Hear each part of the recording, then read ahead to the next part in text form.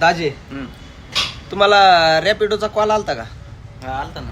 काय म्हणले? काय नाही, ते रेटच विचारत होते. 25 रुपये किलोमीटरने करायचं. मला सांगा, 2-3 वेळेस फोन आला होता बरं का रॅपिडोचा, की 2 दिवसात चेक करणार आहे ते. किती लोकांचा रिस्पॉन्स आहे ते पण 25 रुपये किलोमीटरने. ते काय म्हणायला लागलेत माहित आहे का? सकाळी 8 वाजल्यापासून ते रात्री काहीतरी टायमिंग आहे. त्या टायमिंग मध्ये जर पहिल्यांदा स्टार्टिंगला 5 ट्रिपा कॅन्सल न करता जर मारल्या, 5 ट्रिपाच्या नंतर प्रत्येक ट्रिप 25 रुपयाने देणार. म्हणजे 5 ट्रिपा मारल्याच्या नंतर म्हणजे लोकांचा किती रिस्पॉन्स येणार आहे किती नाही हे 2 दिवसात चेक करणार आहेत. जर चांगला रिस्पॉन्स आला 25 रुपयानं तर ते कंटिन्यू चालू ठेवणार आहे ते. आणि जर आपण ट्रिप जर कॅन्सल केली तर भेटणार नाहीत म्हणून, असं त्यांचं म्हणणं आहे. आलं, जर कस्टमरने जर 5 ट्रिपापैकी जर एक ट्रिप जर कॅन्सल केली तर काय फरक पडणार नाही.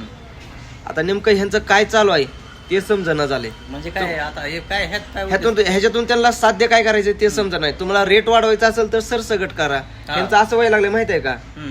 पहिल्यांदा आपण देऊन बघायचं लोकांचा रिस्पॉन्स किती आहे, दुसरं कसं का देणं, काय देणं घेणं काय, म्हणजे ह्याला पुढचं दुसऱ्याचं देणं घेणंच राहिलं नाही. बरोबर आहे? बरोबर आहे.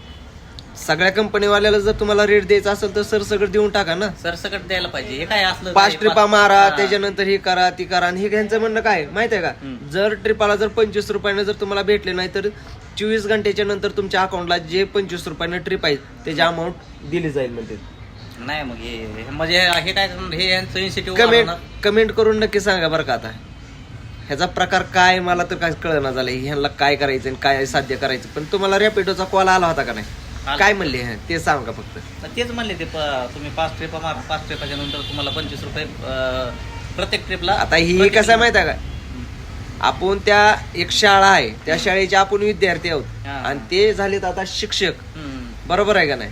म्हणजे आपण बालवाडीत आपण आता बालवाडीत आहोत. बरोबर असं आहे.